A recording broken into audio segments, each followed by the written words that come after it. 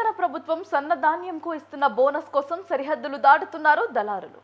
ఆంధ్ర నుంచి తెలంగాణకు అక్రమంగా ధాన్యం తరలిస్తూ అడ్డంగా దొరికిపోయారు. ఏకంగా 7 లారీల్లో 2200 బస్తాల సన్న బియ్యం ధాన్యం తరలిస్తూ అంతర్రాష్ట్ర చెక్పోస్ట్ వద్ద పట్టుబడ్డారు. తెలంగాణ ప్రభుత్వం ఇస్తున్న బోనస్ కాజేయడానికి కేటుగాళ్లు వేసిన స్కెచ్ను పోలీసులు తిప్పికొట్టారు.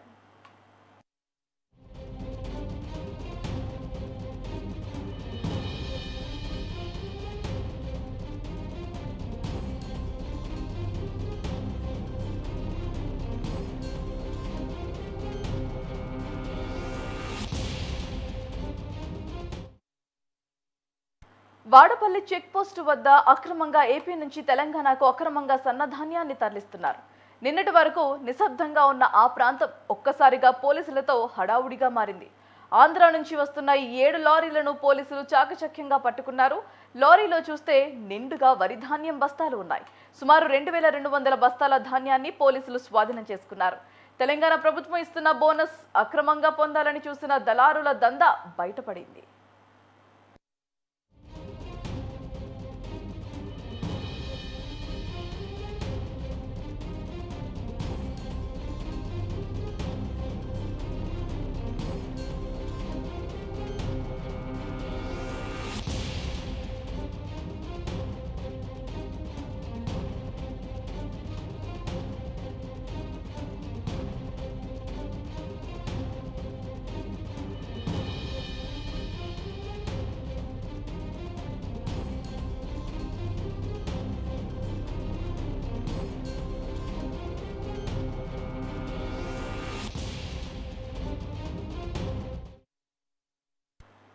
తెలంగాణ రాష్ట్ర ప్రభుత్వం సన్నవడ్లపై క్వింటాకు 500 రూపాయల చొప్పున బోనస్ ఇస్తోంది. ఇదే అదునుగా భావించిన ఆంధ్రప్రదేశ్కు చెందిన దళారులు అక్రమ దందాకు తెరలేపారు.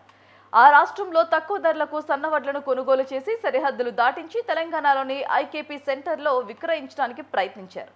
అక్రమార్కులను ముందుగానే ఊహించిన తెలంగాణ ప్రభుత్వం సరిహద్దుల్లో చెక్ పోస్టులను ఏర్పాటు చేసింది. దీంతో దళారులు ఆటకట్టింది.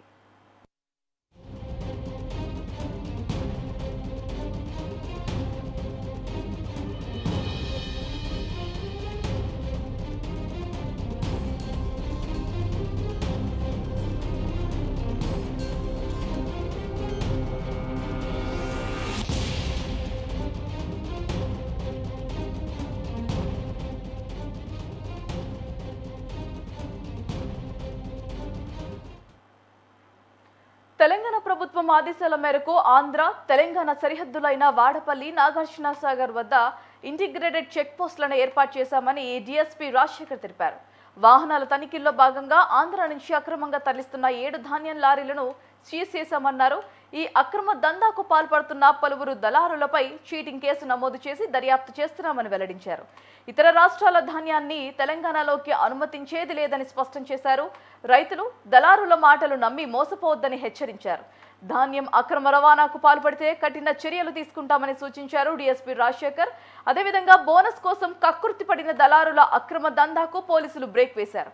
అక్రమ రవాణాకు పాల్పడితే కఠిన చర్యలు తప్పవని పోలీసులు హెచ్చరించడంతో ఇకనైనా ఇలాంటి దందాలు ఆగుతాయేమో అనేది వేచి చూడాల్సిందే. రైతులు కూడా అప్రమత్తంగా ఉండాలి. దళారుల మాయమాటలు నమ్మి మోసపోవద్దు. అక్రమాలకు పాల్పడితే వాటిపై కఠిన చర్యలు తప్పవని పోలీసులు హెచ్చరిస్తున్నారు.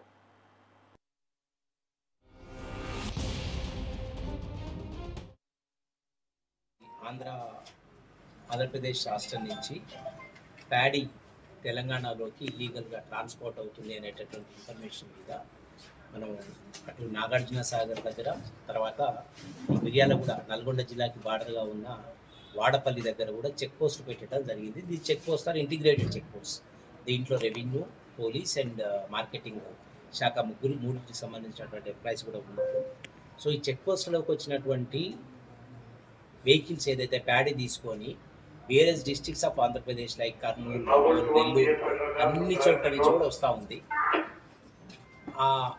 ఆ వచ్చినటువంటి ప్యాడీని మేము ఆల్మోస్ట్ ఒక 100 వెహికల్స్ పైన ఇట్లా మీరు తీసుకురావద్దు, ఇది కరెక్ట్ కాదు, ఇల్లీగల్ అని చెప్పి మేము రిటర్న్ చేయడం జరిగింది లాస్ట్ ఆల్మోస్ట్ ఒక 20 డేస్ నుంచి. సో 20 డేస్ నుంచి మేము రిటర్న్ చేస్తున్నప్పటికీ వీళ్ళు మొదట ఇక్కడి నుంచి వెళ్ళిన తర్వాత దాచేపల్లి నుంచి మట్టంపల్లి నుంచి మళ్ళీ టెండర్ అయ్యే ప్రయత్నం చేస్తున్నారు.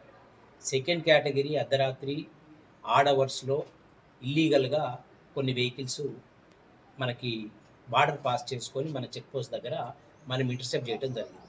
దాంట్లో భాగంగా ఈరోజు మనం ఒక 8 వెహికల్స్ మీద కేసులు చేయడం జరిగింది.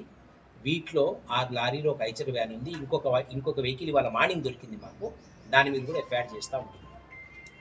సో ఈ వెహికల్స్ అన్ని ప్యాడీ తీసుకురావడానికి ముఖ్యమైన కారణం ఏంటంటే ఇక్కడ తెలంగాణ రాష్ట్రం ఇచ్చేటటువంటి బోనస్, తర్వాత మన దగ్గర ఉన్నటువంటి MSP rate, minimum supporting price అయితే ఉందో, ఈ రెండిటిలో ఇల్లీగల్గా గెయిన్ చేద్దామని పర్టికులర్గా కొంతమంది బ్రోకర్స్, కొంతమంది మీడియేటర్స్ అక్కడ ఫార్మర్స్ని మోసం చేసి తీసుకొని వచ్చి ఈ విధంగా మన గవర్నమెంట్ని చీట్ చేసేటటువంటి ప్రయత్నం చేస్తున్నారు. కాబట్టి వీళ్ళన్నిటి మీద కూడా స్పెసిఫిక్ కేసెస్ రిజిస్టర్ చేయడం జరిగింది.